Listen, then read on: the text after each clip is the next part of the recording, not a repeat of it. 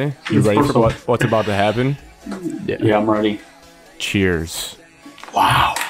To episode 75. Wow. Cheers. I feel like a now that I'm just drinking a beer. You can come over after, Evan, if you want to have some adult beverages.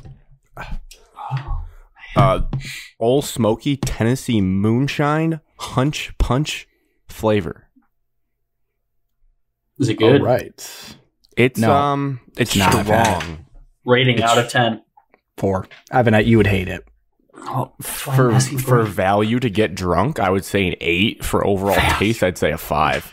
Ooh. Evan, you would hate it. This thing is 40%, 80 proof. That's pretty packs a punch. No pun intended. Oh my God. Johnny Walker Black Edition. Bougie. Ooh. I'm just drinking a very old Busch Light. Warm Busch Light. From. It's not. It's the camo edition, so it's from the fall. It's probably expired, but I can't even see that beer. oh yeah, it's expired. That's depressing. I didn't really know beer expired. I didn't either. Yeah, look on the bottom, dude. This thing expired in March. I think that's just it's not too old. You're gonna drink that. March 26th. I think that's just this is a Ponzi scheme to it's just an opinion, you know? Keep big business, big beer Expiration going. dates are opinions. They're not facts. Except for milk. Nope. Yes. Milk is real. Well, actually, you can just turn it into cheese. Yeah. So the elephant in the room right now for, well, people, if they see a clip, we got different locations. We're in everywhere. The Zoom tonight. You're getting a look at my bed. Grant's inviting everybody in. And you're getting a look into Alex's childhood bedroom. Yeah. Good times. I will say looks a lot different though than what it used to look like. My setup is so phenomenal right now, Alex. I almost want you to never come back. Well, I mean, this is phenomenal. Extremely rude. Oh, Evan, Alex pulled a snake move today, so he's heading back to his home for I don't even know what this is. I'm a little nervous. For what's it called? What would you call it? An obligation. And a grad party. Kid, yeah, I don't know how much detail you want about your life. It's not like a grad party. Alex is an FBI agent. He just blew his cover. This kid decides to leave a jam-packed dishwasher for me to unload when he had that baby's clean though. Plenty of time to get rid of it. It wasn't like he was leaving straight from work. I didn't, because it took me 2 hours to get home because M14 is closed. The on-ramp is closed. I also never told you about this, Alex, because I wanted to block it out of my mind. But the other night, you left some dishes out, and you left old chicken in a container, and it was the worst smell of all time. I just threw the whole container away. I was hoping you didn't open it. I was just going to come back and do it the next day. I had forgot it, because it was in my backpack from work, and I forgot to take it out for like 3 days. So yeah, I'm sure it was gross. I don't really mind that you threw it away. I probably would have done the same. I opened it, threw away the chicken, started to clean the Tupperware. Smelled so bad with dish soap in it, I just threw the whole thing away. Yeah, no, I think that's totally reasonable. The Tupperware was gone. We have so much Tupperware. Before we get off the rails, welcome everyone to the #1 sports podcast in the state of Michigan. It is Thursday. I don't think we're there yet. It's Thursday, June 9th, 8:08 p.m. This will be another Friday Vibes, Friday Energy episode for the people. And the NBA Finals are chippy. And I'm enjoying it. I'm enjoying it. I actually was watching it last night, and it was... I had a negative thought pop in my head, and I said, you know what? I'm actually kind of glad the Pistons aren't in the finals, so I don't have to worry about staying up till like 1 o'clock in the morning just to watch it all. Old man Evan. The game's in Boston. Why are you tipping off at 9 o'clock? I said the same thing to Alex. No one cares about the West Coast. Nobody. The West Coast doesn't watch sports. Well, Snoop Dogg and Dr. Dre have a lot of songs about the West Coast. I don't think you want to be on their bad side. Tip-off should be 7:30. Be over by 11. 7:45. 6. Yeah. Old man Run it. 6 would be great. Over by 9:30. And I could even like read some recaps and then go to bed. See how about 6? Yeah, because I wanted to see the post games so bad last night, but I was like, I can't stay up for that. I wanted to see what everyone said. What time did the game end? Hand up, didn't make it. I think like a little bit before midnight, but it was pretty much over for. Well, the Warriors came back in the third, like they always do, and then it got out of control in the fourth. But the post game press conferences were worth it. People's feelings are hurt. Game 4 is going to be must watch on Friday. Can watch that. You could start that game at any time. I'll be able to. And I will say this. Our Michigan State boys on Golden State did not do so hot last night. It was not a great look for the state when it comes to that, but we'll see how the series progresses. I kind of like go back and forth on who I want to win. I've been more Celtics just because I want to see something new. And like I said, the rivalry of our dad's generation kind of passed me by because they weren't really our rivals in my lifetime, but we'll see how it plays out. It's exciting though. I'm not rooting for Boston. Never will. Alex has made that clear. He's anti-Boston, which I can respect. They win everything. It's kind of annoying. Yeah, why would I root for a team that wins? Yeah, I'm cheering for Golden State. Warriors do too. Win. Yeah, so I'm cheering for the Warriors. Tiebreaker, Draymond, Spartan Dog. You can hate him all you want. I like Draymond more because of how much hate he's getting. Some deserved. Not gonna make excuses for the guy. You know me, I love animosity in sports, so I love everything both ways. Yeah, I mean it's getting aggressive. We'll preview the show now. Weekly check-ins, some quick kind of sports talk, any bopping around sports topics we have of our teams, lines inside the den. If you want to stop now or stop before that segment, go watch that. It was a long episode. Might want to watch it on 1.5 speed or whatever. I was buzzing through it today. But I think they're going to be their last one because Hard Knocks is going to step in. So it kind of makes sense. And then we have an NFL quarterbacks snake draft, a little national topic. I saw Dan Orlovsky's list the other day on a show. I saw Chris Sims putting out his show. I thought, why don't we? We're experts. Why don't we put our list out there of who the top 15 guys are in a draft format? And also, a couple other things and a change for the show going forward I'd like to do is one, side note, thank you to everyone who has given their feedback on our form. It wasn't a ton of people, but it's still live. So if you're listening to this and you feel bad and you missed it, go find that link and add some responses in. And then another thing that I'd like to do going forward is also plug our social accounts and to listen to the show at the start of the show and the back of the show. Because, if people don't make it to the end, they don't really hear where to follow us. At Shot of MS everywhere on all social platforms. And listen to us on Spotify, Apple, YouTube. Please subscribe, follow, do what you need to do. Share the show with a friend. So, now with that all out of the way, Evan, you start us off with your weekly recap because Alex and I have to talk about a movie, but we won't spoil it for you because you have not seen it. We should just not talk about that movie at all. I think that's the best idea. I need to talk about it a little bit. No, Grant, because you almost spoiled it to other people last week. You just way to the danger zone. Top Gun full review next week after I haven't seen it. Danger zone. Clip that. It was electric. Siri, clip that. Evan, what the hell have you done since we last talked? See, we talked last Tuesday, Wednesday, Thursday, Wednesday. Time flies when no you're idea. recording podcasts. At least a week. It was not last Thursday. Tuesday. Tuesday is right. No. Wednesday. It was the day last week. Episode dropped Thursday midday.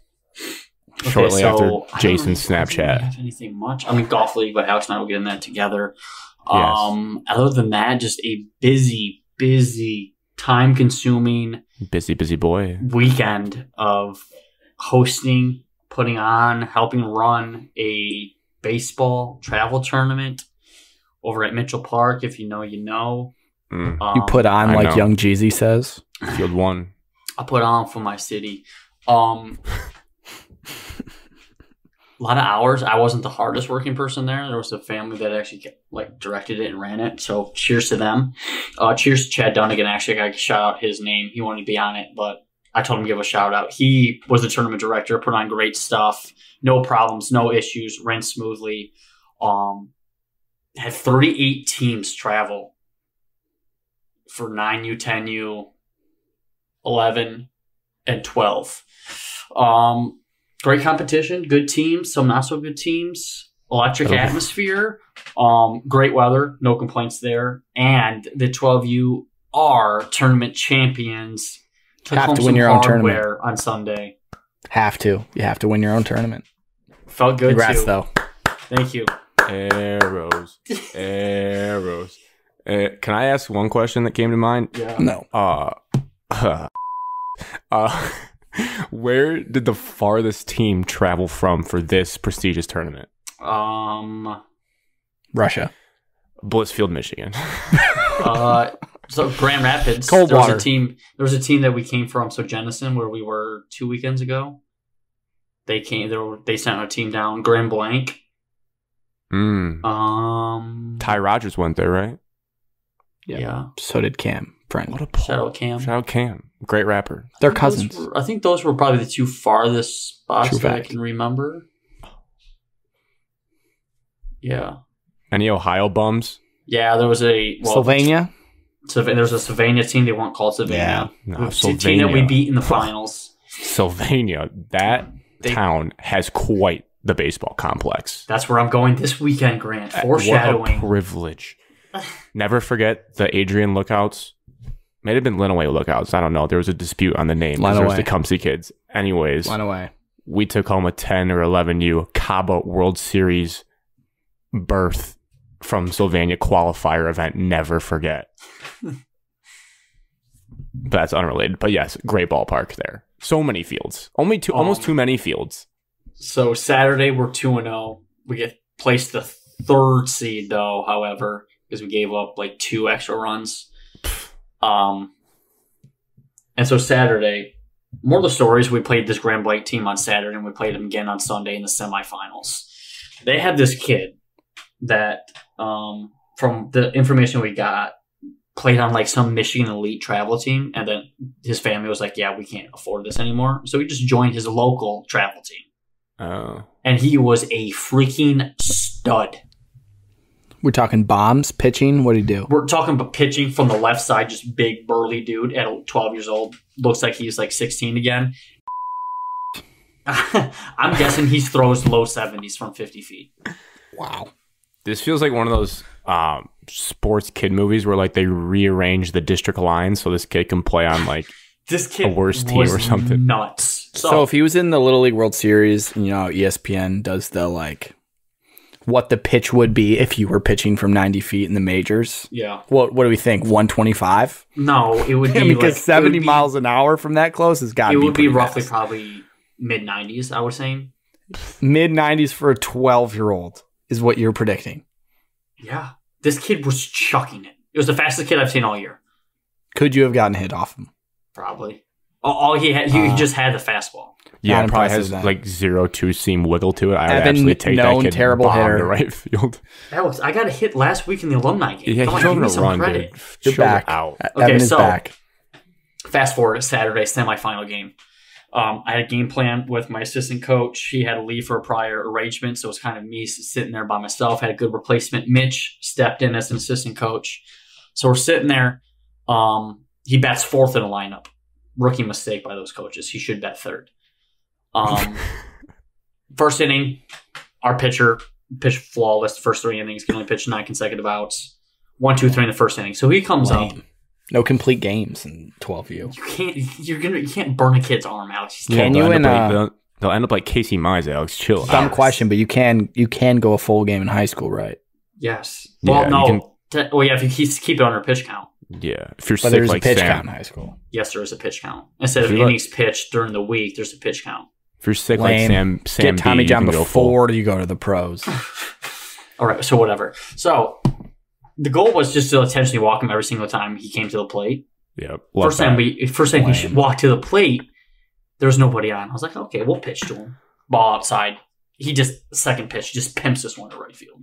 I'm screaming back. I'm screaming at right fielder back. He sprints back. Just kind of just sticks up his glove and the ball goes in it. Just kind of and catches it. Like, oh yeah, baby, we got one out. The kid was absolutely furious. He was like halfway down the first base, like almost trying, like he's gonna get a walk standing triple. Slams his helmet down, goes back to the dugout. Like, eject him from the game. Is this a man child? Yes, man child. Can we confirm his age? No, I cannot. I'm picturing Aaron Judge. Just imagining this ginormous child. Well, he's probably 6 foot. But he looked like a linebacker. He just filled out as a 12-year-old. So next time he comes up, middle of the game, we walk. I think there was a guy just got on base. So there's a guy just on first. And I told the umpire, his name was Bernie. And I said, hey, Bernie, I'm walking him. And I was on the third base side, so the dugout's like right behind the batter's box where he's batting. He turns around and stares me down. He's like, basically like, are you effing serious? You're walking a 12-year-old? All the fans are, the away fans are, what's going on? What? You can just hear them murmuring. I'm walking them. 2 pitches later, we get out of the inning. No sweat. Get a ground ball or pop up. I don't know. I'm starting to get nervous where this is going to lead. Yes. So now, a fight. So now, later in the game, I think they're like the last inning that they're second to last inning that they bat. Yeah, second to last inning that they bat. There are, I think, bases loaded. I think bases loaded are runners on first and second, and he comes to the plate, and I intentionally walk him again. But I made a pitching change in between before he came to the plate. I made a pitching change, and I'm coming back. And him and like 2 of his teammates were warming up and get their timing down for the new pitcher change. And he asked me, he's like, "Are you going to walk me again?" And I said, "Absolutely." And he's like, "No, you can't." I just walked back to the dugout. So. But he like doesn't even get into the batter's box for his at bat before he gets intentionally walked. Like the first kid before him, the 3-hole hitter, walks. So by the time like everybody like shifts their bases and like, oh, they knew batter, he's already walking halfway down the first baseline. And I tell the umpire like, hey Bernie, FYI, I'm walking him, but he's already halfway down the first baseline. He like checks, looks at me, just chuckles. He's like, okay. And you can just hear the parents. Just the parents are just all pissed off. Because you care too much about winning, Evan. This is 12U baseball. Come on. Bad thing is, the next kid up, base hit, they score a run. They only scored 1. We got the ball in quick. So we're losing. We come back, take the lead in the following top half of the inning, and then we shut them down in the bottom half to go to the championship. We win a close one in the championship, come back again in the top half, shut them down in the bottom half in the championship game. I stuck to my guns. I'm walking. I'm not facing it. Worth it. It was worth it. 12U, MLB, doesn't matter. Evan Cadmus is walking the best hitter on that team. Evan is Joe Girardi with Miguel trying to chase 3,000. 3,000 hit. Evan's walking. Call me Aaron Boone. Yep, don't care. Oh, yeah. Yeah, no, Aaron Joe Girardi just got fired from the Phillies. Grant. Way to keep up with the times. I thought used to be a Yankees manager, I think. That is a funny story. I say 12U you can do that. 12U is very intense baseball. That's the highest level you can really get before you flush off to like travel in middle school. It's Little League World Series. Yeah, you'd walk into World Series. This was Evan's World Series. This was a home tournament. Alex, you said you have to win your home tournament. I am doing it at all costs. And you did, and you won. The fact is, this podcast is for winners only, and that's just how it's going to be. Yeah. All right. I will do mine real quick. No Top Gun. Top Gun's a great movie. People should go see it like Evan is. I'm going to see it Friday night. We'll talk about it next week. We will talk about it next show. But all spoilers coming next week. Get ready to have your face melted off. That's not a spoiler. The last 40 minutes is very intense, Evan. Goosebumps. I understand. Near tears. I heard it's slow in the beginning and then it ramps up at the end. Goose dies. That was the first one. I'm going with Mitchell. He's the only one that's around town that hasn't seen it. Well, let me know what time you're going. Just might go again. So good, Alex. It's pretty good. 7:30. Imagine. I got practice from 5 to 6:30, taking care of a couple of things after practice, and then going straight to Saline.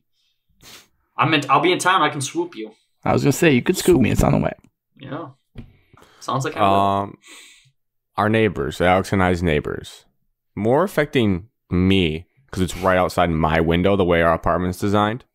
These people, man, I don't know if it's a husband and wife, a single wife. I have no idea. It might be 2 houses with the amount that's going on. Where'd you come up with single wife? Why did that come to your head? It's definitely a family. I've seen them outside. I think it might be multiple houses with the amount of people. Evan, and when I tell you this, these people are building the Willy Wonka's chocolate factory of gardens in their backyard. Because there is landscaping going on every single day outside of my window for several hours of the day. And it is some of the loudest motorized machines to, I don't know what. It's like they're chiseling rock in the backyard for what? There's no yards in this neighborhood. It's a tiny little neighborhood when it comes to yard size. Have these people, ponds just in the back. Have you seen Journey to the Center of the Earth?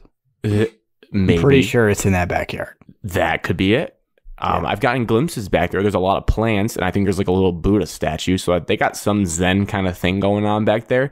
But it's nonstop. It doesn't quit, unrelenting every single day. And I'm starting to go insane from it. So if I'm a little on edge for the couple next shows this summer, that's why. These people are driving me crazy. And I've started sending Snapchats out to Alex basically every time I really encounter it. And get one every day around the same time.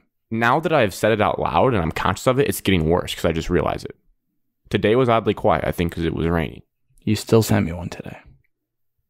Well, there you go. No, I definitely did not. And then my last thing, Alex, you can feel free to hop in here because it involves you. Did some good old-fashioned binge drinking last weekend. Whoa, pretty responsible, though. Take it easy. It wasn't crazy. No, you're right. It wasn't that crazy. Binge is not the right word. Well, but when you don't drink during the weekdays, like when you're responsible, it feels like you're binging on the weekends. 4 cases between 5 guys. Yeah, that's a lot. Went to quite the popularized bar in Ferndale called Boogie Fever. It was straight out of the 70s, the 80s. I don't know the exact decade. But boy, did I feel like I was... what's that guy's name? John Travolta in a disco movie. You walk in, there's lights everywhere, going crazy. There's a big disco ball. They're mixing in a lot of old songs, some new songs to keep it fresh for the people. But a lot of people like dressed up, and I would call them costumes to fit in with the era. And it was a scene. It was fun, but it was a scene. It was definitely something new for us. It was something. It was something, yeah. It was memorable. Yep. And a guy might have died there. And an ambulance was called, and people were being, the security guards were shining flashlights in everyone's eyes to get away from the curtains that were being closed behind somebody. Can confirm I did see the person, might have been a dead body, Alex. On his back, feet up, laying on the ground. As they were telling people to walk away. I don't think that's... No, didn't see any news articles according to Grant, though. We weren't led to believe that happens at Boogie Fever every Saturday night, so I think we're okay. Fever. And then we also went to a dive bar where both bartenders were drunk, and I don't like them. So and charged Cody $12 for a Bud Light because they were drunk, and turned the lights on and told us to leave. When 7 other people were still sitting at the bar, but told didn't us say to anything to the other people. Just said it to us. Yeah, and we know Cody got price gouged because I bought 3 Blue Moons for $20, and he got charged $12 for a Bud Light bottle. Now you guys know how much I love a Bud Light bottle, but that's like Comerica Park price. That's not a. I'm not even gonna give him a free shout out. I'm bleeping that out. No one go to that bar. What did she say? She came up to us like, the lights are on. That means it's time to go. Like no, she said that means it's time for you guys to get the out of here soon. Oh, she dropped a hard F twice. Wow. Yeah. Even worse than I don't remember. We were like, we were gonna test her, but we were like, let's get out of here. She just ripped off. She basically stole money from our friend. Alex, your week, and then transition that into golf for this week. My week was the same as Grant's. I went to Top Gun, and then I, as Grant said, binge drank all weekend. Oh, I did have a putt during the day Saturday. Yeah. At what was claimed to be the greatest putt course in southeastern Michigan. Isn't that what the tagline was? That's what their website said. It wasn't. It wasn't very nice. Chops.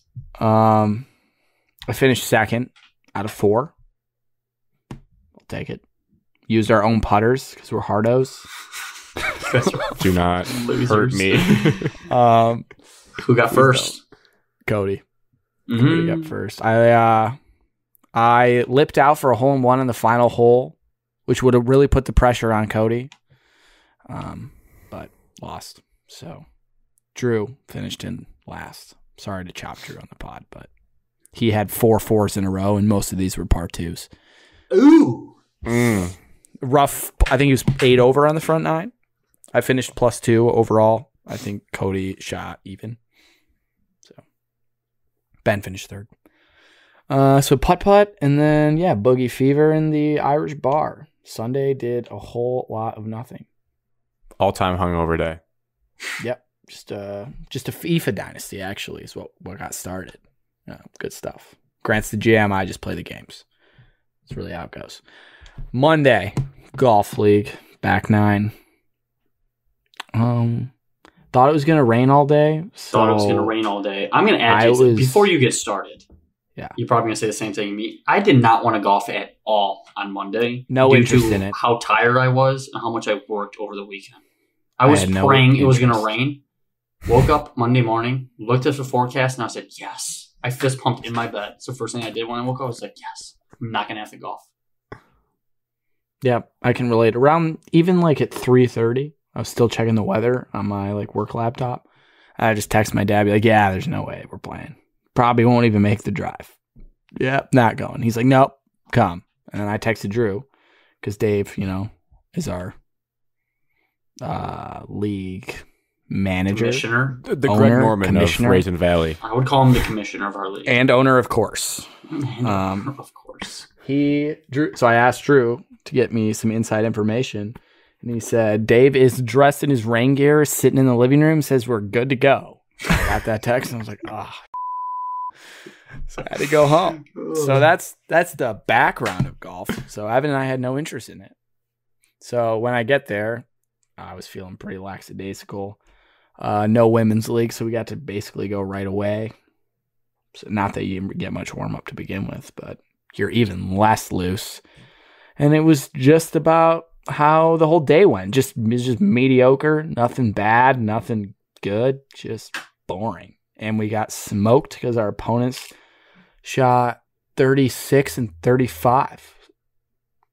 So shout out Josh and TJ. Wow. So I think we took 9. I didn't even think you took maybe that. Less. 7. I think you came in and said 7.5. 7.5, maybe. That feels right. And Father G did not play his best. No excuses for him, though. Evan, your round? My round, played my father and Wally. So Ryan and Wally. Can I say one thing before you continue? Absolutely. So Evan's dad on 10. So everyone all huddles around when everyone's teeing off. And he had his speaker to like the camping trip level loud. It just felt like a concert on the 10th tee. And as someone's teeing off, he's like, you know what? He looks at me, he's like, I think that's a little loud, don't you think? I'm like, yeah, no, it's been blasting for 4 groups, but whatever. A little late, man. I was vibing to it. Luke Combs came out when I got onto the tee box, and I'm like, going. Yeah. He did turn it down way too late at this point. Just like he had no idea that it was that loud, and then he's like, "Oh wait, that is really loud." He was blaring it. Oh my gosh, yeah, it's good stuff. Wish you would have kept it. Yeah.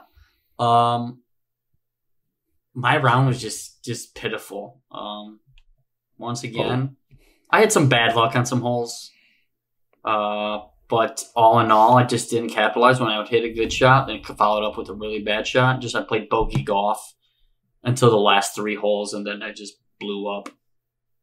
You hit a good drive on 11. How's that driver for everyone? It just sucks, bro. It looked like you hit a good one on 11. I was on 10. I thought I hit it so well, and then it was still 150 yards out. And if you hit a good drive on 11, you should be sitting 70 to 60 yards out. It has no pop in it. doesn't drive the ball. And I saw it and I was like, oh yeah, that's nice. And I saw it land and I was completely disappointed. You know what was they say, though, 65 yards out on that. Got to get that smash factor up. I know. It's not the plane. It's the pilot. Grant. That's a little teaser for the movie.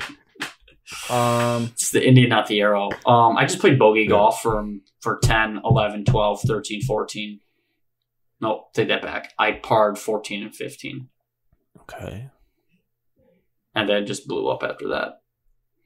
Just pitiful. Just pitiful golf. This is all I want from you guys. I want you guys to go into the next round just like opposite of this one, full of energy. Like, yes, I get to go do this. Take a smelling salt if you need to. But we come from work, dude. I think you guys just need to like tough. Grant, I will have that energy on Monday because I'm gonna have full rest. I'm not gonna be gone for 16 next hours week's of my day. Position week. Yes, it is. We're probably playing each other. Rumor has it I'm not playing you. Oh.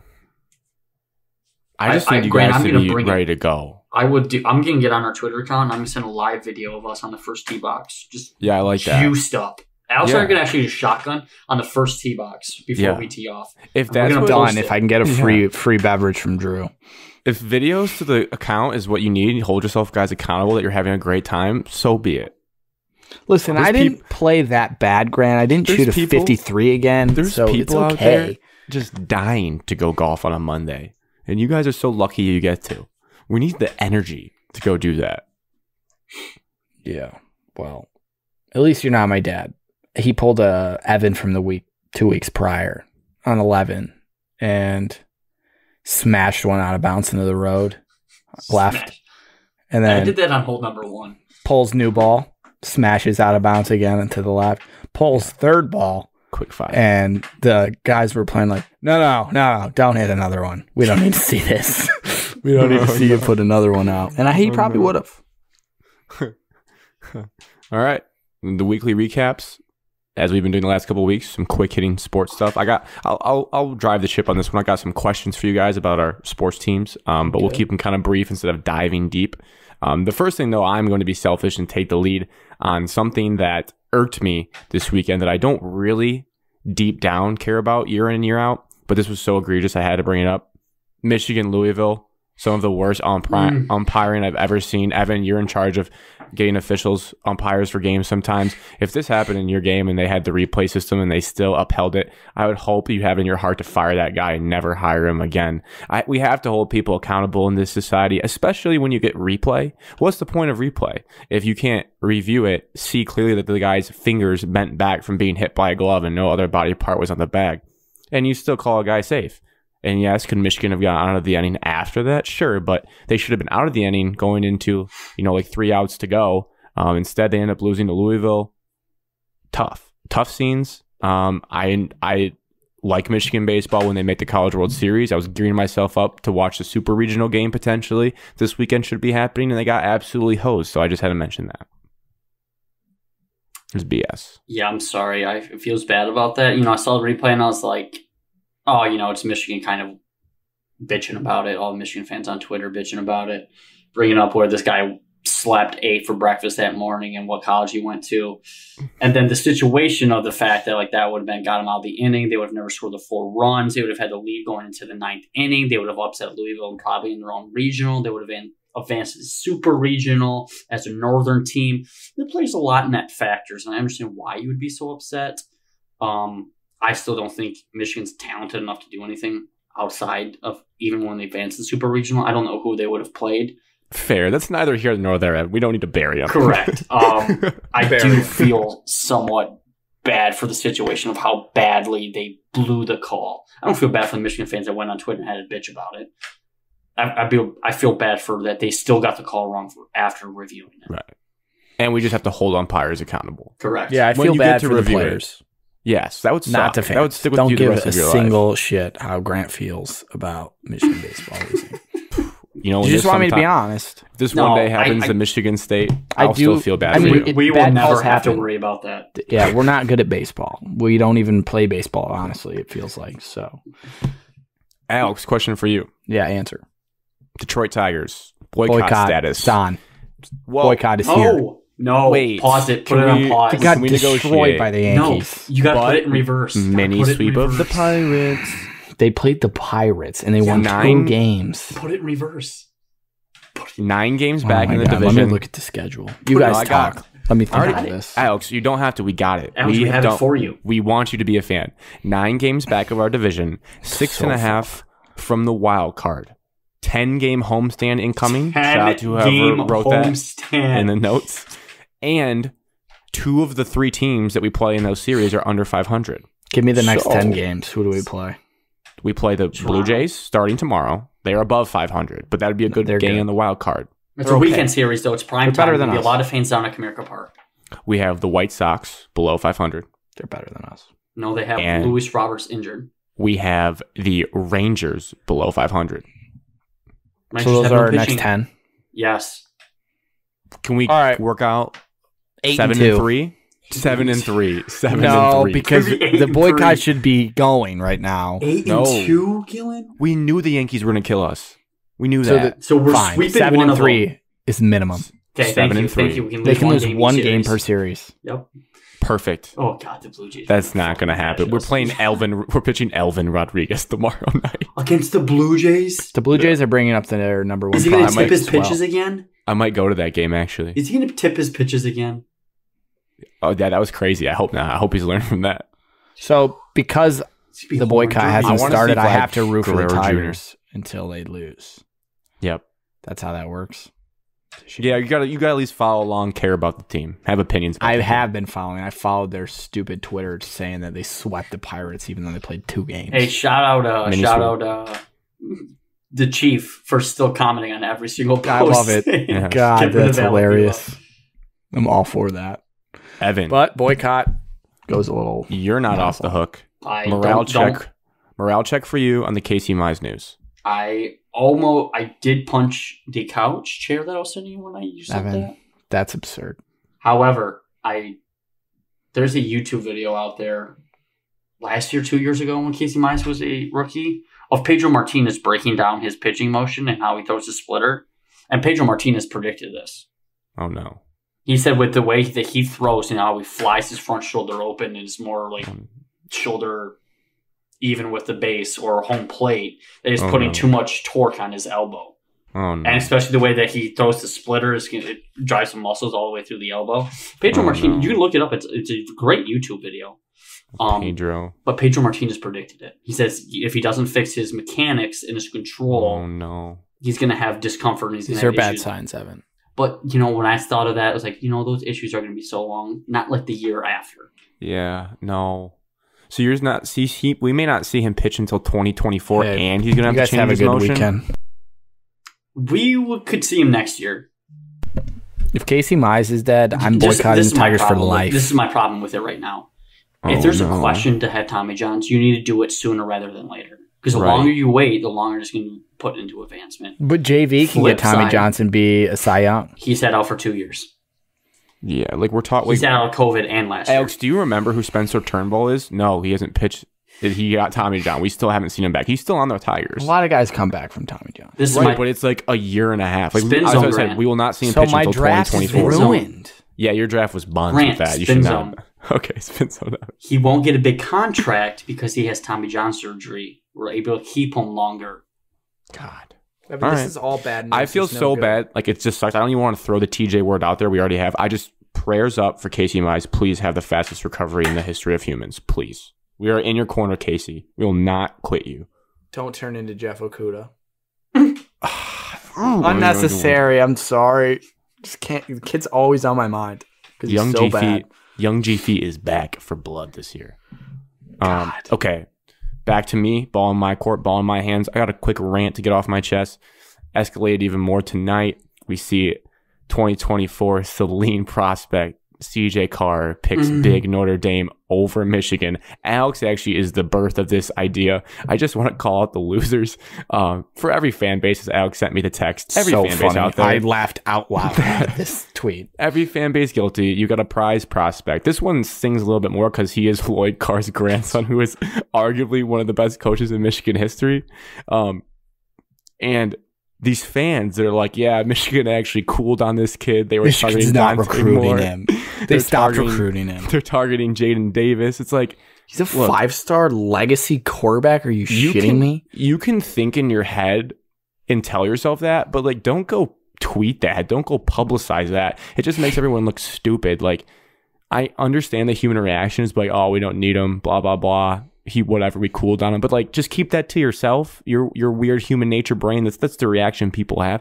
Don't go tweet that like a loser. It makes the fan base look out to lunch, like in denial. So just like, yeah, it stinks Michigan didn't get him, but also you can't fault the kid because Notre Dame's a great school. Hand up, when Grant was a young kid, there's like home VHS tapes of me, my mom asking me, Grant, what do you want to be when you grow up? I said the starting quarterback of Notre Dame. I get it. I was blinded by the gold helmet. Eventually, I grew up and realized that they're soft and they're not really good and they don't ever join a division and they're really not that good. Like I said, again, they lose every big game they play in. Maybe CJ will turn that around, but I understand the kid's obsession with Notre Dame. Marcus Freeman, also a really cool head coach. Can't blame the kid at all. But like, let's just... He didn't go to Michigan because Michigan's offense is just hand the ball off 50 times. His mom confirmed that. Whoa. Can we confirm? She got hacked. She said she got hacked. No, please. Also, another thing. If you get that was hilarious, fake hacked, you like a tweet that you probably shouldn't have liked, you just got to own that. You got to own that. Stand on that. That is true. People don't just get hacked and then the hacker goes on your Twitter and just likes one tweet and then leaves. That's not how hacking works. Yes, they're going to tweet something. Yeah. Probably something inappropriate too. Yeah. All right. Now this one's a two-parter of Alex and Evan. Yes. First part of this question. I know you guys have been fiending to talk about this. I just wanted to work it in because I thought of two angles. Is this the most exciting offseason you've ever had in MSU football history? Defined. You said exciting. The buzz, the building, the future. Of buzz. Define. There's a lot of buzz. Yeah, there's a different buzz. I mean, 11-win season. The nonstop of waking up and being on Twitter for 12 straight hours a day when we were searching for our next head coach. The Luke Fickle and the shoes, the checking the shoes at the airport. Flight tracker. Yes, the flight tracking. Exciting. That was a different exciting. That was like a nervous. Yeah. Like, who are we going to get? Yes, this is we have arrived. Like, this isn't Tuck's coming. This is Tuck came. Big time. Can we just say Tuck's here so I don't get creeped out? No, Tuck came. No, all Tuck's over. Here. Just all say over Tuck's the place, here. All over, everywhere. Tuck's grinding. Tuck came all over the country. Okay. No, this is probably its most, as of right now, as of 6/9/2022, Tuck came is the most exciting thing. The buzz most is palpable. exciting off season. Yes, I can't escape it on our Twitter feed. I almost have to start doing my personal one. It's everywhere. I wanted to like it. It's crazy. I had to give you the stat. There's a bunch of stats about stars and whatnot. All the official visits and whatnot. It's just a lot. You guys are doing a lot. We have the most talent visiting in the entire country in the month of June.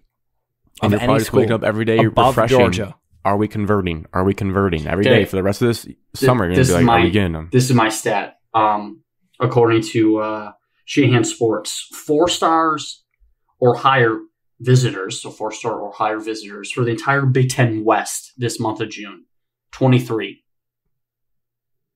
Same thing, 4-star or higher visitors for MSU for the first 3 weeks is 28. Big Ten West joke. Tuck came all over America. Big for Michigan State. Also, the Big Ten West is basically the MAC at this point. It's delving into the MAC. Besides Wisconsin, I mean, you look what Michigan did to Iowa in a Big Ten championship game. Those are a bunch of MAC schools. No offense to PJ Don't downplay Michigan State having the most official visit talent in the entire country in the month of June, which is a stat. I'm happy for you guys. That's why I say it's got to be one of the most exciting off seasons. Now, the second part of the question. There's a negative. When you recruit big time guys, you're obviously going to get less. So people are going to, freak out when we don't get some of these guys that they think we're going to get. Grant, breaking news. Did you see the picture of Lloyd Carr putting on a Notre Dame hat? Yeah, it looked like he was being held at like gunpoint. Like his grandson, dude. He put on a hat. I love Lloyd Carr. He's a legend. All right, now question for you guys, since you guys have also gone through this. How do I, as a Michigan fan, handle my team's poor recruiting numbers as of now, following a playoff appearance in Big Ten championship? You know, at the end of the D'Antonio era, you guys went through this where the recruiting was like, "What are we doing?" But you just had great on-field. You had great on-field success. So when do I start to get antsy? Because right now I'm like, Jim, do your thing, man. You just went to the playoff, won a Big Ten championship, got a good team coming back. First, what do I do? I have one question. Okay. Is Jim a good talent developer? Does he turn 100% small stars into big-time players? Yes. And are you confident in that ability? Well, like, he's not coaching every position, but your coaching staff in general. Yeah, with the amount of people they put in the pros and the class that they won the Big Ten championship with like a bunch of 3-stars at the bottom of the class, yes. Then you got nothing to worry about. Well, you still want those high-end guys. You do have to get people to commit, though, and you only have like 4. Like an Aiden Hutchinson edge rusher, he was still a 4-star guy. Like, you need 4-star guys, a lot of them. Evan, what was your thought? We didn't. That was my thing. Spin zone, you always spin zone it, saying we develop our talent here. We don't care about the stars. If they play for our program, they're going to develop. They're going to be better when they're juniors and seniors. Always spin zone that. You do not need 4 stars to win a Big Ten championship. It's confirmed. And Michigan has historically, they have finished strong with their recruiting class. Look at last year. Now, that was fortunate because a lot of coaches were leaving in the carousel, so they capitalized on that. But it doesn't feel great when you look at the 247 rankings in June already, which is a big recruiting month, and you are 7th in the Big Ten and behind Boston College at 31 nationally. It doesn't feel great. I'd like it to be better. If you're outside the top 25 on July 1st, insert panic button. Because that's when all the officials are mainly done. I mean, kids still official in the fall, but not many. But even like after the season last year, though, in the winter, we were pulling in recruits at the end. Yeah, you can pull recruits. I'm telling you when. If it's in July and you're still at 31 or worse. That's almost here. Yeah, you got 3 weeks of official visits coming up. Can we extend it to July 20th? August 1st. Final Yes, offer. Perfect. What a negotiation by me. Because a lot of kids commit in July. So, because most kids want to commit before their high school season starts, practice starts in August. And then you got to wait for flips, and you're like, oh, I hate this. So I just I might just stop caring about recruiting until they start losing every game. By August 1st, you're going to want to have most of your kids committed. All the people on Michigan 80%. Twitter that are like journalists and whatnot, they scare me when they're already thinking like the 2026, the field on the team. Like, I don't know what I'm having for breakfast tomorrow. I just want to worry about the team upcoming, and then like I'll be the guy 3 years late. Like, oh, I guess we weren't recruiting well in 2022. That's fine. I don't know. It's too stressful. I just want to think about rings. It's also weird that this year the state of Michigan doesn't have much other than Dante Moore and who else, Evan? You're probably disrespecting some people. I don't know. Okay, some people. But guys that Michigan and Michigan State are both going after, he's not this year. He's 24. I'm just saying, guys in the state of Michigan, you don't see like head-to-head recruiting battles with Michigan and Michigan State for Michigan players. No, because we're national brands and we pluck kids from wherever we want. So you guys are national brand kids wait longer, and with NIL, there's more deals to be presented, and it's going to take longer. It's just a longer process. I hate those 3 letters so much, and hearing about how Michigan's behind in them. Mm-hmm. Get better. Allegedly, they have programs, but I don't know. Okay, those were the quick topics. Let's dive into Lions Inside the Den. First of all, shout out the video team that works for the Lions for putting together this masterpiece. Great episode. It was the talk of the town on sports media today. That one guy, like Ari Murov, he's kind of like I would say like a little bit lesser Adam Schefter. He pulled some clips from it, and it had like 700 quote tweets, a bunch of replies of people saying how sick the Lions' reactions were in the draft room. My first thought, we'll just bounce around like we've done in the past with this show. My first thought is all the national praise in the very beginning of the episode made me feel very uncomfortable. Felt foreign, and I did not like everyone telling us that we won the draft. Yeah, you got to block that out. Just got to tune that out. Yeah, neutral. You don't want to be the draft winners that bust. So if you just ignore it, you're not the draft winner in your own head. or draft losers, in my opinion, until I see the product on the field. So, or not winners or losers. We just drafted players, and we'll see how it goes. Yeah. All right, we'll go in the order of Evan. You go next, then Alex. Then we can hop around if things overlap. But Evan, your first observation from inside the den. My first observation was the Lions wanted Aiden Hutchinson no matter what. He was their guy, despite any of the smoke, the flags, whatever they want to say, the rumors. He was their guy. I came away from this propaganda machine thinking that Aiden Hutchinson and the Lions, there's no better fit in NFL history than that combo based on the way they hyped this guy up about the motor. He's one of us, the drive, the power. It was like that Tech 9 song and with The Rock. Like this felt like it was even Aaron Glenn's like he deserves us and we deserve him. He's a Lion. And I was like, well, this is the best fit in NFL history. I might get some Spartan hate for this, but I almost texted you this morning, Grant. And because I, watched it early. Can't wait. A lot of Aiden Hutchinson hype. He's going to be an all-pro. Wait, year one? Yeah, no. I think he's going to be a monster, like have a great career. Okay. I was fully convinced by them. They were just like pumping his tires. I actually thought, he seemed all right in interviews. I mean, he swore in interviews. I thought that was funny. And he just said he wanted to he'd go at that guy's face mask or something. How he just wanted to bully people. I was like, yeah, no, this could be a dude. There was one Hutchinson note. TJ Watt. That I want to know if you guys noticed during when they were talking about him and showing his highlights. Was there one thing that was in the back of your guys' head while watching his highlights? And then I was sweating because I wanted to see how it played out. I was waiting to see if they'd show a Michigan State sack. And of course, the very last one was Peyton Thorne getting sacked. I was like, if we go through this whole highlight tape and there's no Michigan State highlights, I think they do that on purpose. I'm going to hear it from Alex and Evan being like, yeah, well, he didn't do anything against us. I was like, please just show one for the love of God.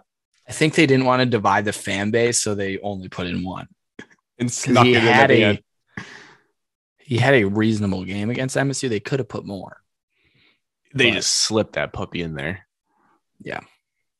The last one too. Unfortunate. Alex, another thought from you on Inside the Den. So this is against the take that I had about how awesome Jameson Williams is. I didn't enjoy his interview. Which one? His draft combine interview. Really? Yeah, he just didn't really talk much, and he just seemed kind of cocky. Well, that was my observation was every football player seems cocky, and those they just sell themselves. Not Josh Paschal. He seemed like a genuine nice guy. I mean, he gave himself a 9 out of 10 on the run game, which is a bold move. What are you going to say, 5? Well, I know. That's why I was like, Jameson's just going to be like, hey, yeah, I'm still going to play like this. Like if a coach asks you, are you going to play like this in the NFL? People don't. And he's like, yeah, I'm going to. I've done it since Ohio State. I respected that. I just think his body language is kind of weird, but still think he's going to be good. I think he's just about that action on the field. I also just think it's super weird that they hug so much in the draft room after every pick. Like they have to hug every guy after every pick you make. A lot of dap ups. It's weird. Yeah. It's weird when Sheila sits in there too. Okay. I don't think so. That's where the owner of the team sits in the draft room. That happens in every team across the country. Tired of waiting? You're tired of waiting? Brad, come on. You got to come up with something new for every guy. My next one was when Brad gets off the phone with Minnesota. All the football guys around him just perk up in their seats like prairie dogs. He hangs up and they're just like, what is it? And he's like, it's good. We're doing it. And then the guy that has to submit it to the league office is like, all right, it's this pick, this pick, this pick. Shout out to that guy because if he ever messes up, oh my God, that would screw up. You give an extra pick like that submit button. Yeah, are you sure you want to submit? Has to be so stressful. But yeah, he hangs up because I think the trade's going down. And it was who was the guy? Oh, Dorsey. It was Rod Wood. It was Dan Campbell. They were just like, what is it, Brad? Brad has to feel so powerful in that moment. He's just letting them know, yes, I just got this deal with Minnesota. So shout out that moment. Evan, to you. Piggybacking off of that, the Lions had a plan going into draft night to move up. and trade, and they kind of previewed a little bit, like they had the trade in place before there was like a chance before, I don't know how much before, it doesn't really tell the timetable, but like of a plan that they're going to move up and package 32 and 34, to move up, which is kind of like good to see that, like, hey, they're not going to mess around. They're not going to wait. They're not going to let the draft just fall to them. Like, if they got a guy that they want, they're going to go up and they're going to do it. So it could be foreshadowing for next year, too, because we're in the same situation. Aggressive now. Yeah. Now that he's got 2 years under his belt. Alex. Brad Holmes. I also missed your guys' initial takes. So it was basically Hutchinson. Oh, Brad Holmes slamming the table and the binder falling off. Again. Cracked me up. And he was like, move. Oh, I said I wasn't going to do that this year. Bangs the table. I was wondering if like Sheila was going to pick it up for him, but I think everyone was so carried away in the moment. They never picked that binder up. It's still there. Speaking on the emotions, head coach Dan Campbell's emotional swings when he's like us. Like when New Orleans traded up in front of us, he's like, "Damn it, God, it's over." And then once they took Olave, him just not being able to control his body and emotions. Like you know, I get it's like one of his second draft as a head coach, but it was still like he just is at school because I guess he does have input, but this is really Brad's event. But just like seeing him just react to it like he's along for the ride was like one of, he's not swearing like we were he probably was swearing a lot, but they cut that all out. But like us on the couch watching it took me back to that moment of like, oh my God, no. Like, and imagine in their situation, knowing they want to trade up, that the Saints then trade up in front of you, and you're like, oh no. But they took Olave, so that was sweet. Evan. Dan Campbell just telling everybody that they're a football player is just absolutely hilarious. Just the most recycled term in that guy's vocabulary. You're just a football player, man. He's like, one of us. Well, you're just come in and do what you do, man. We'll get you right. High motor. Just the fact that he has to say football players. Like, I just want one time to one of them be like, yeah, we're all football players. No, you're a punter, man. Hey, Dan, I've actually been playing football for a while. Yeah. Thank you, though. Josh Paschal, I had down. And we knew this about our staff. They want character over most things. They really value character. I mean, they said like that when Brad was like, his character is elite. Like repeated that several times. And it's like, oh, wow. And Josh Paschal's character is elite. The kid's gone through a lot and is a leader. But it is crazy, in potentially a good way, how much our staff values that in their draft process, where they don't want any turds, as Dan Campbell said, I think, in one of his opening press conferences. So that was eye-opening. Alex, any other Antoine Randall popping his head in and thanking them for Jameson. That was hilarious. I thought that was cool. Good and bad. Oh, okay. I thought it was good and bad. Good because, Frilly, him just like walking, that's a good moment to catch on TV. Bad because, like, why can't he just already be in there? Yeah. It seemed like, I guess, coaches and coordinators aren't in there. Yeah.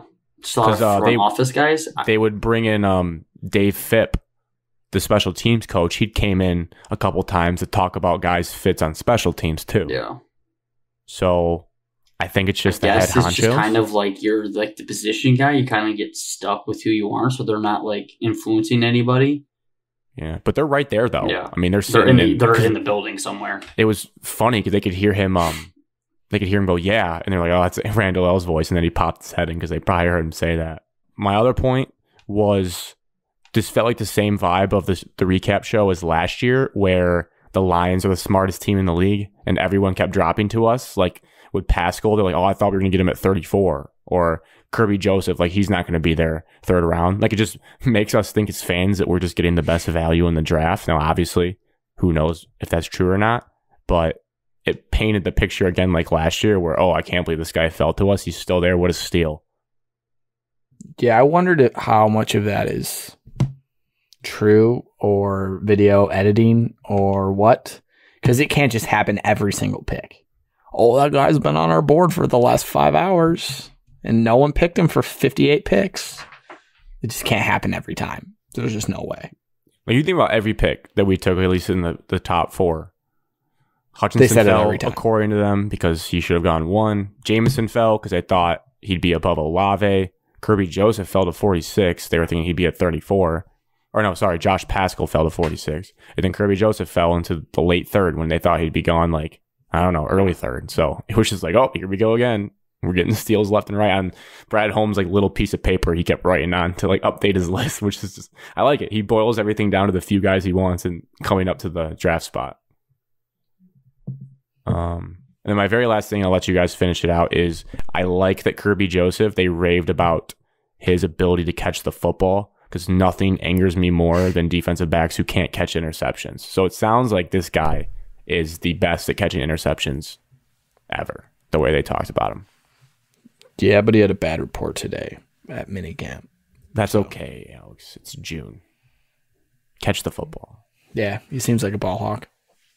I mean, I guess my last point is, as other NFL scouts and analysts, it feels good that they appreciate their NFL scouts and trust them to doing their job, and how excited they get when one of their guys that they scout and rank high, their front office is trusting them with their insight and saying, yeah, we're taking one of your guys. Like the guy that talking about, I think it was Pascal, the guy saying that he was getting nervous because it was like his guy and he was counting down the picks and insight, and Dan Campbell kind of gets frustrated, like you said earlier, with Houston trading up, and he kind of is like, oh crap, are they going to take a defensive lineman? They take Mechie, and he stands up all excited saying that we're going to get Pascal. So it's good to see that the scouting department's actually invested into it as well.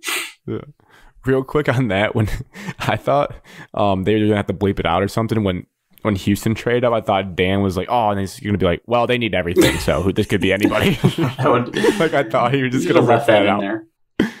But really, the scouting, yeah, like you said, like I felt that moment when we took Hutchinson. Alex felt that when they took Jameson Williams. And Evan, you would have had that moment as a proud scout if they took Jordan Davis with the Jameson Williams pick. Like, those are our guys. Like, you want to see your guys go to your team, so we would have had those same reactions as the area scouts do. So I can see why they get nervous during that.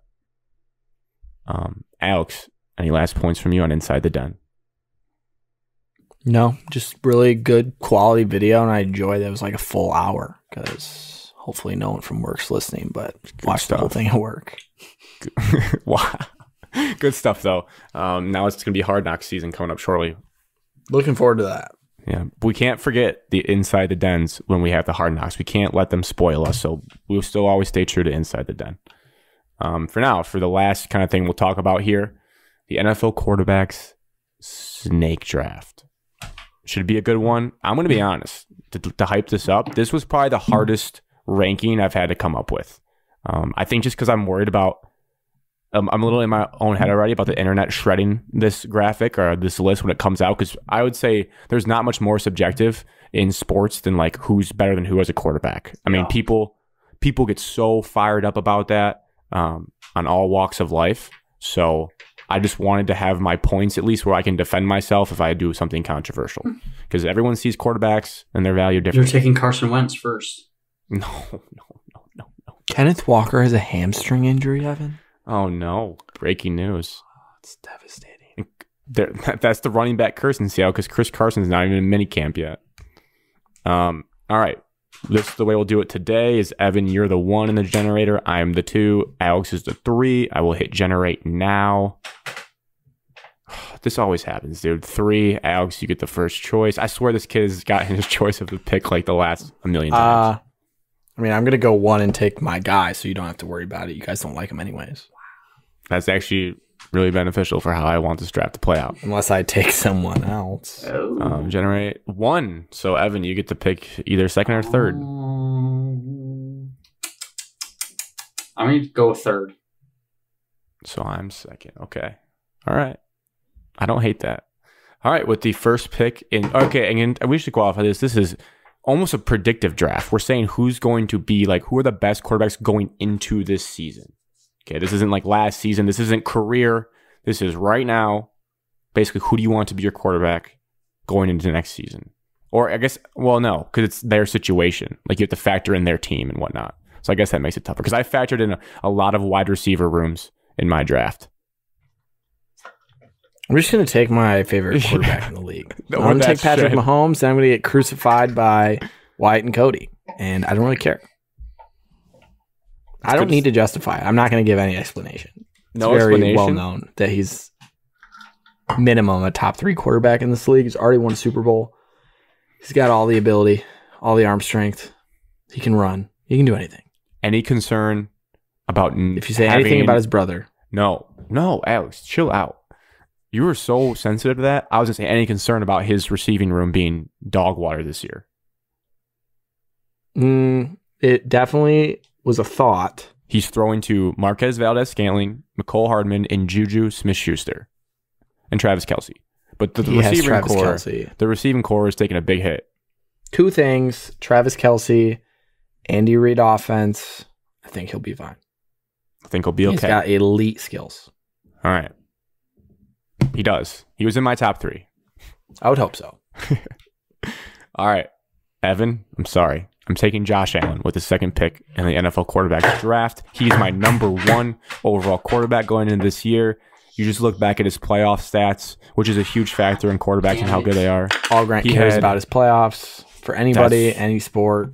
Yeah, that's what wins you championships. Josh Allen had pretty much the best playoffs you could have as a quarterback last year. The only reason he didn't keep playing is because of coin toss rule, and also his core coming into this year is pretty solid. The emergence of Gabriel Davis, we know Stephon Diggs is there. Dawson Knox can get healthy for a full season.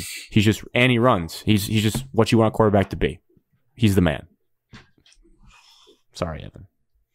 Okay, man. It's a good pick. Solid but now pick. you for sure can get your guy on the turn. Yeah. I had a pen in here. Bummer. Oh, that's so frustrating. I thought you were going to pick somebody else, bro. I wonder who you thought I was going to take. Yeah, but I mean, there was a clear 1-2 probably. Well, in my head. Mahomes was 3rd for me. Well, yeah, you're dumb. But I almost took Josh Allen just to spite everybody. That would have been the Fire Elmo meme with your hands up if you took Josh Allen 3rd. I almost did. I mean, I would have. Well, you're dumb. We'll see. Sorry. Juju Smith. I am going to take Joe Burrow with my 1st pick. Whoa. That's spicy mommy. I don't hate it. Because he's not going to get back to me. Oh my God, is this guy going to get back to me? And I am going... Yeah, he's going to get back to you because you know who else I'm taking. I'm taking my guy. I'm taking Matthew Stafford with my next pick. Are you worried about a Super Bowl hangover with Matthew Stafford? I am not, because he's never had playoff success, so he might treat it as like, I don't really care. But also, he is facing one of the toughest schedules, a lot of primetime games, a lot of spotlight. He is in LA, but he just goes out there and does it. I think he needs to worry about everybody else on his team. Defensive line, Aaron Donald, bag. Cooper Kupp, bag. They got Bobby Wagner, bag. Allen Robinson. I don't think they're going anywhere. As long as they can fix up their secondary, they'll be okay. Wow. All right. Alex, any thoughts on Stafford? You've had some mean words for him in the past. For no reason. I've never had a problem with Stafford. He's the only reason you cheer for. If you go back and listen, I never said I didn't like Stafford. I liked him the entire time he was in Detroit. So that's just not true. Just checking. You're just making things up to try. I love the Burrow pick. I was hoping he'd fall to me at some point in this draft, but I really respect you going and getting him because I think they revamped their offensive line. I think he's going to be slinging the ball around. And he's got a great wide receiver core. Okay, middle pick without further ado on the wraparound. It's Tom Brady. It's the greatest, probably athlete of all time. Led the league. Asterisks. Now you're like, wait a second, Grant. He's old. Well, he also led the league in touchdowns last year, so he's still firing the ball on all cylinders. He's got a great core of receivers. Got to get Chris Godwin healthy. Added Russell Gage, a little sneaky signing to the Bucs, and you got Mike Evans coming back. They're going to be slinging the ball around. He's got Bruce Arians out of there. He's got his guys in. Tom Brady's ready to roll. He's got playoff lane to throw passes too. Feel good about him. Feel great about my 1-2, honestly. Now Alice gets 2. Alice can do some damage here. I'll take Justin Herbert next. Oh, the young, unproven star. And I'll pair him with Aaron Rodgers. Oh my God, you guys let another guy get back to me? I'm feeling good. All right, let's dive into those 2 picks. Question that I asked Evan about the concerns. Are you concerned about Aaron Rodgers and his terrible receiving core this year? He usually always has a terrible receiving core, just has Devontae Adams. Right. Well, he's no longer so on the am team. I concerned? Yes. But you can't just base everything off who the receivers are. You have to trust the quarterback itself. And I think Aaron Rodgers is a good football player, and he has proved it. I also should say they're not terrible. I don't want to be that mean. They're just unproven. But I did knock Aaron down a couple rankings today based on that he's dating a witch. That is going to factor into the season. I'm not kidding when I say that. I actually think that's going to be a problem. Relevant conversations. And then Herbert has a great receiving core, or at least good offense, and he has all the talent in the world. So I'm banking on his upside. I think Herbert probably has like the strongest arm of anyone. It's up there. Like, he throws the most darts. I don't know if who throws it farther between him and Josh Allen. Mahomes got the most arm angles. Aaron Rodgers got the most precision, I feel like. Tom's got the brains. Yeah, wow. Aaron Rodgers. Okay. I need a vet. I am taking, might be Grant's bold call. Might be what I'm putting my hat on in this draft. I had this guy ranked number 4 going into this year, and he's still there. And it's Broncos country. Let's ride. Russell Wilson, I'm taking here. I'm buying in on the loaded core. He's got a good play caller coming from Green Bay. He's out of that. I was like, because he had a down year last year. I went and looked at people's pass attempts from last year. They didn't let him throw the ball at all last year. They were, Pete Carroll gets his way. He's going to run the ball. And that's why Russell's like, you know what? I don't need to do this. I'm better than this. He leaves. I like his weapons. Tim Patrick, Cortland Sutton, Jerry Jeudy. The first guy you named was Tim Patrick. Yeah, because I had him on fantasy football. So I had Tim Patrick. Russell last year in fantasy, and I watched a few of his games. He didn't look great. Now, you could say it was the finger injury. He did not look like a top 10 quarterback in the league. I think this is going to be like when Peyton Manning had his year in Denver when he made the switch. I think Russell's going to carried by a defense. No, not the first year when he was on Evan's fantasy team and he like won Evan the league. Like Peyton Manning was Thomas. Peyton Manning, RIP. Peyton Manning was lighting up the league. That 1 year Evan had him on fantasy, I vividly remember, and then he started to taper off, and that could happen with Russell. I think Russell's going to light up the league. But I understand if you guys are a little bit hesitant on it. And knock down a point for Broncos country. Broncos country. Let's ride. Let's ride. Evan, you saw that video, right? I don't think so. Was it him? I sent it. The one that? Yes, I watched that one. Yes. It was one of the most awkward things I've ever seen. Give us your best impression then. For Russell Wilson's voice? How would Evan Camus do it if you were there? Broncos country. Let's ride. That was like a Wrangler ad. Sounded like a voiceover in a NASCAR video game. Real American Wrangler jean denim. All right. Built for tough. Now, Evan, you have I gotta hate the next 2 quarterbacks on my list. I hate them. Don't take them. Evan, this is why I was nervous. I was surprised you picked last because I don't want to have pick 15 because I couldn't think of like the best 15. I was like, I got 2 guys that I'm in love with at 15. I don't like anybody that are my 9 through 13. It's about value for you. Yeah, it is. I think I'm going to skip 2 quarterbacks just because I think they're vastly overrated. I'm going to do it. I don't care about if I don't win this one. I won the other ones. I'm going to take... The other one. There was 2 of them. We had another one. We had the... You only win food drafts. You don't win sports drafts. I won the sports one. I won the under 25, and I won the summer drinks one. You just declared yourself the under 25 winner, or what? The feedback from what I got is saying congrats on winning. From what? 3 people? I think the food and drink one, the summer drinks, you clearly won. Yes, I agree. But under 25, I've heard a lot of very close. Oh my god! Just take your picks, Evan. There's like 4 guys. I think there's 4 guys he's looking at that I feel the same way about.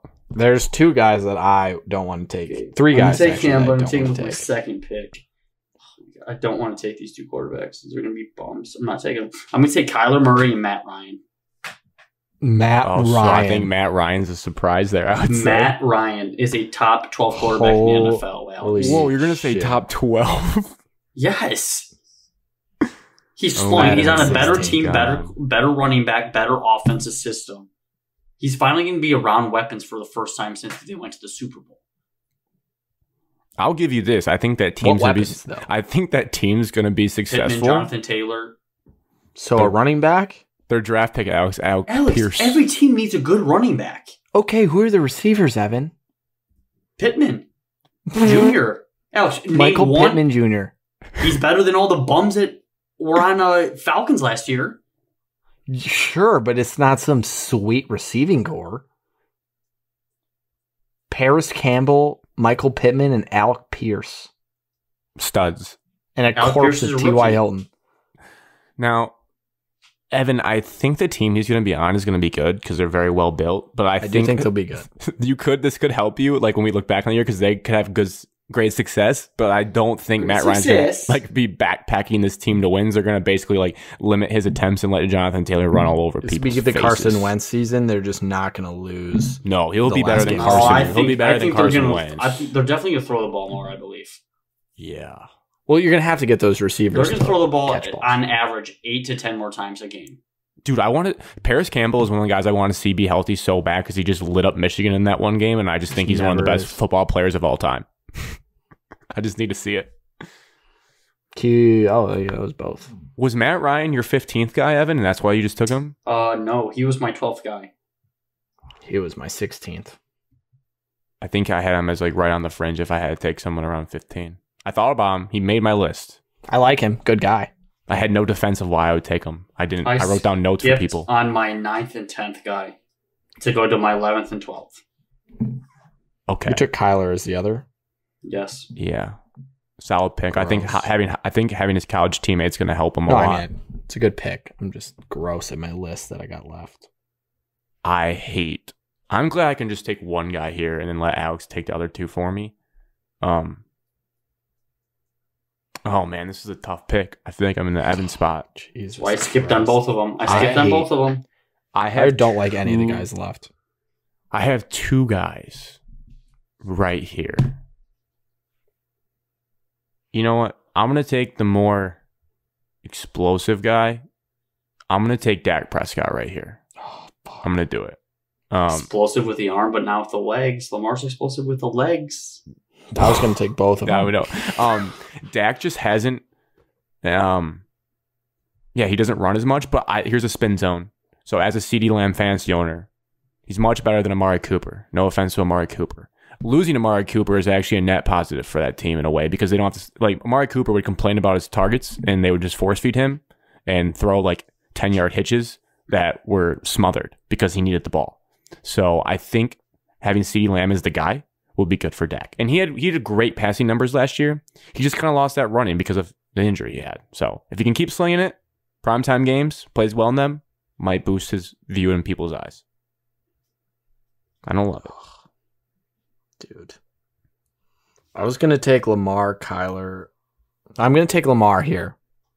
What? This is a quarterback. This is a quarterback draft, not a running back draft. Yeah, I'll take Lamar Jackson. Make that joke. Did he win MVP? Or close? He won. He did win win year. MVP. Yeah. Not 2 years ago. All right. So I got an MVP quarterback. He stunk last year. He was injured a lot.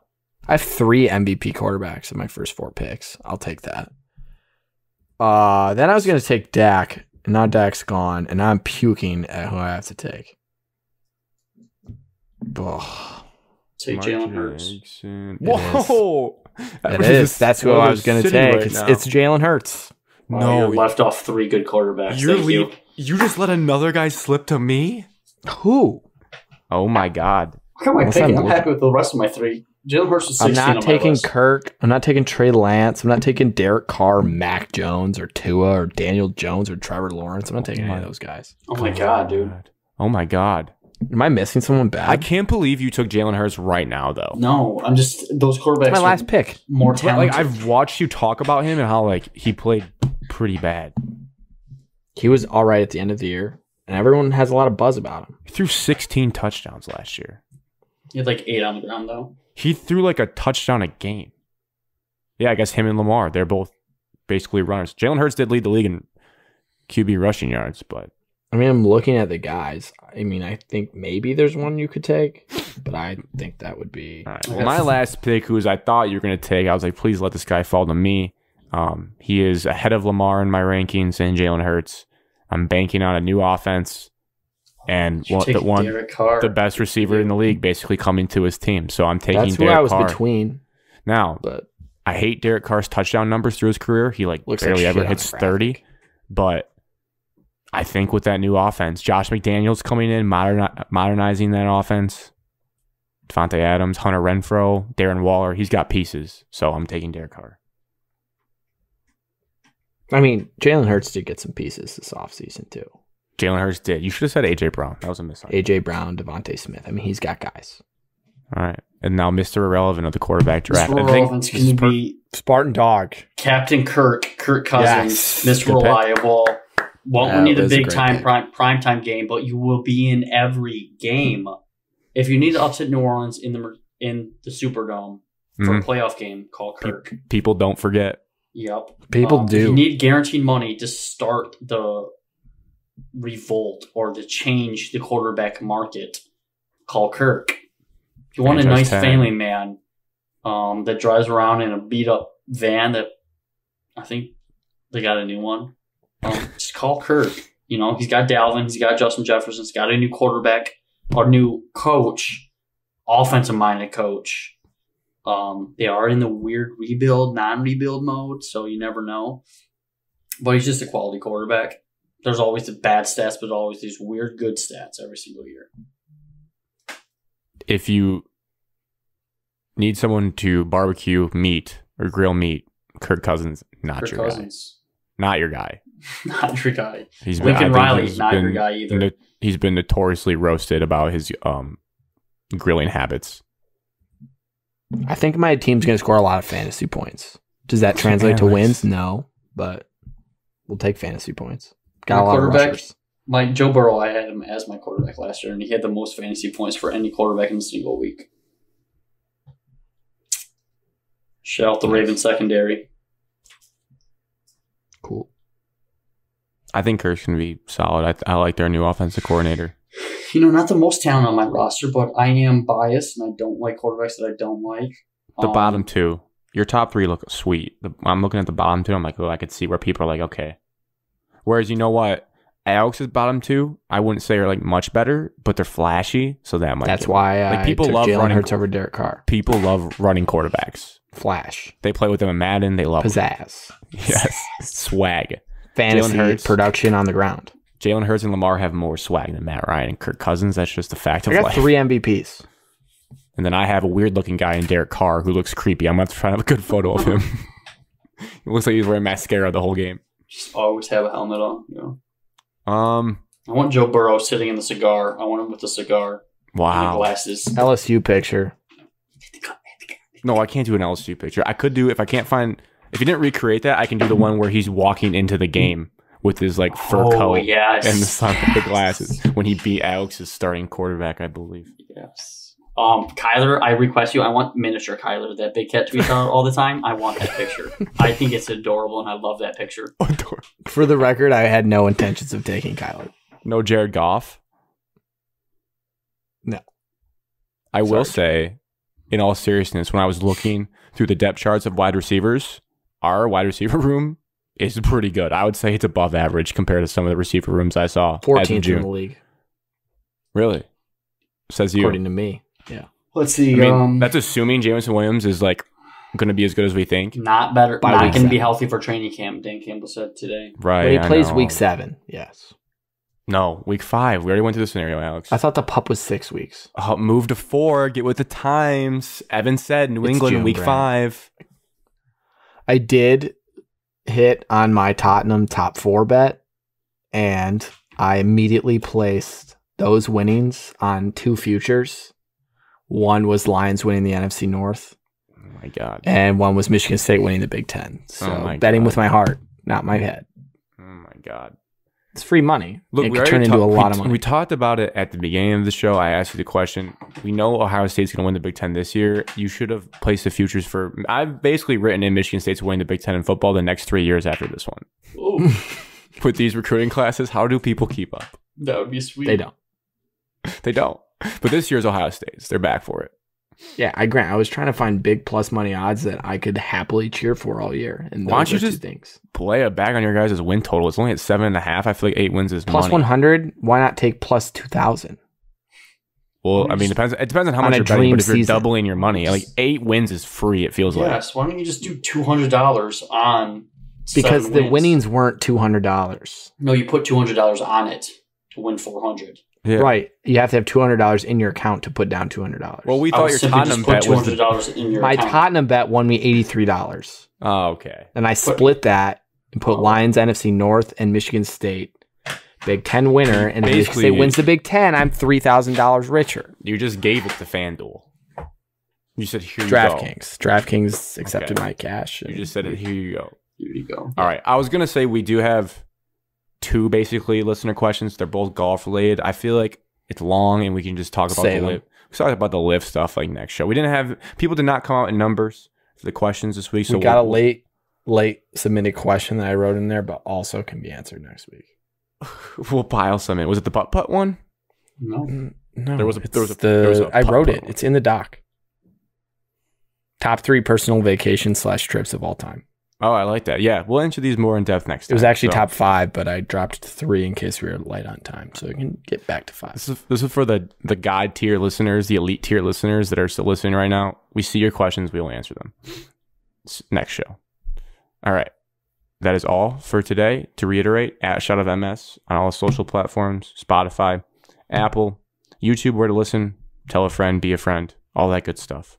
With all that being said, cheers to the end of episode 75 and to potentially, Evan, I saw you put Sergei Fedorov becoming the next Red Wings coach. That's scary. What?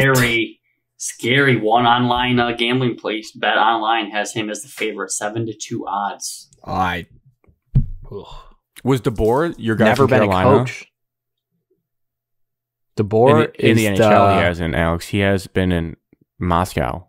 Okay. Well, this is America. Was DeBoer your Carolina guy, Evan?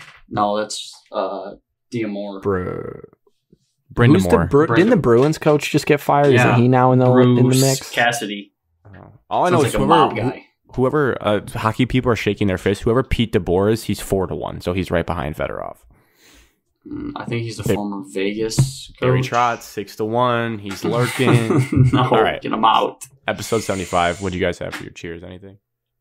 I did have something, but I didn't write it down, so now I forgot. Oh no! To another week of big official visits for the dogs. Happy birthday, mother! Oh, that's a huge one. Happy birthday! Yeah, happy birthday, Michelle. All right, episode 75. Pete DeBoer to Vegas.